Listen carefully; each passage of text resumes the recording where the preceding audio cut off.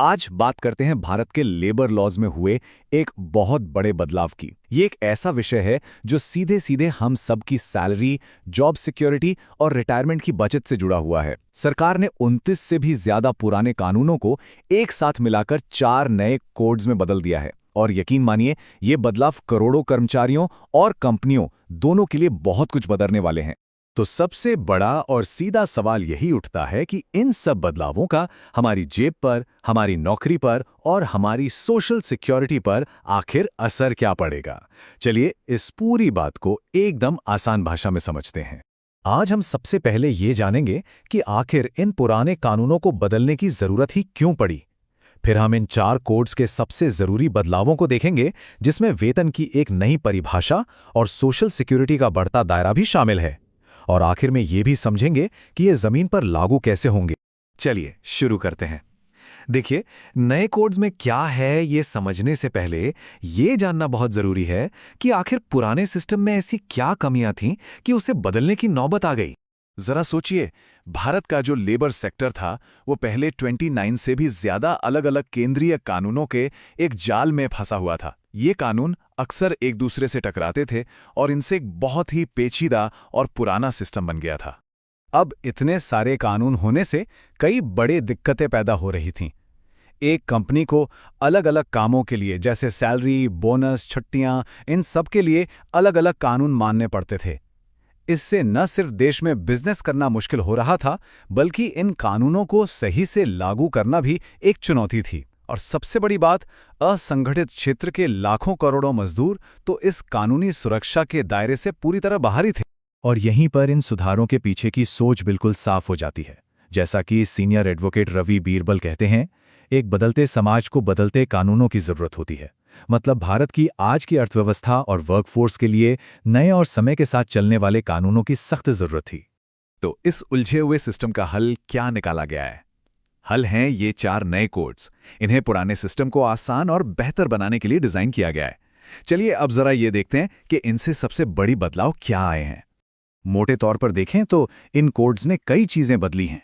जैसे वेतन की परिभाषा अब सबके लिए एक जैसी होगी, सामाजिक सुरक्षा का दायरा बढ़ाया गया है, और हाँ, हड़ताल से जुड़े नियमों को थोड़ा सख्त किया गया है और कोशिश की गई है कि विवाद अदालतों के बाहर ही जल्दी सुलझ जाएं।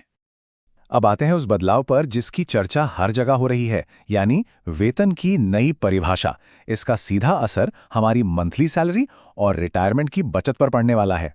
तो यहाँ सबसे बड़ा नियम यह है कि किसी भी कर्मचारी की टोटल सैलरी का कम से कम 50% हिस्सा उसकी बेसिक सैलरी और महंगाई भत्ता होना ही चाहिए। पहले क्या होता था, कंपनियां अक्सर पीएफ और ग्रेजुटी बचाने के लिए बेसिक सैलरी को कम दिखाती थीं और बाकी भत्ते बढ़ा देती थीं। अब ऐसा नहीं हो पाएगा। कर्मचारियों के लिए इसका मतलब क्या है? हो सकता है कि हाथ में आने वाली मंथली सैलरी थोड़ी कम हो जाए, लेकिन लंबी अवधि के लिए जो बचत है, जैसे कि प्रोविडेंट फंड यानी पीएफ और ग्रेच्युटी, उसमें ज्यादा पैसा जमा होगा। मतलब रिटायरमेंट के लिए एक बेहतर तैयारी होगी। इन कोड्स का एक और बहुत बड़ा मकसद है, वो है सामाजिक सुरक्षा का दायरा उन लोगों तक पहुंचाना जो पहले से पूरी तरह बाहर थे।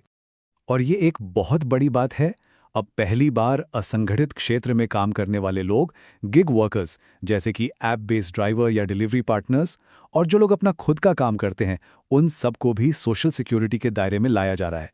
यहाँ तक कि प्रवासी श्रमिकों की परिभाषा को भी बड़ा किया गया है ताकि कोई पीछे ना रह जाए। लेकिन सवाल यह है कि सरकार इन करोड़ों लोगों तक पहुंचेगी कैसे? इसका जवाब है ई-श्रम पोर्टल। ये एक डिजिटल प्लेटफॉर्म है जहां इन सभी वर्कर्स का रजिस्ट्रेशन किया जा रहा है ताकि सरकारी योजनाओं के जो भी फायदे हैं वो सीधे उन तक पहुंचाए जा सकें। ठीक है, ये सब बदलाव तो हो गए, लेकिन सबसे जरूरी सवाल ये असल में जमीन पर लागू कैसे और कब होंगे, और इसमें केंद्र और राज्य सरकारों की भूमिका क्या होगी? देखिए, इसे लागू करने की जिम्मेदारी केंद्र और राज्य दोनों की है। केंद्र सरकार कुछ केंद्रीय मामलों पर नियम बनाएगी और बाकी राज्य सरकारें अपने स्तर पर। और एक जरूरी बात यह है कि जब तक नए नियम पूरी तरह नोटिफाई नहीं हो जाते, तब तक पुराने नियम ही चलते रहेंगे, ताकि किसी तरह का कंफ्यूजन पैदा ना हो।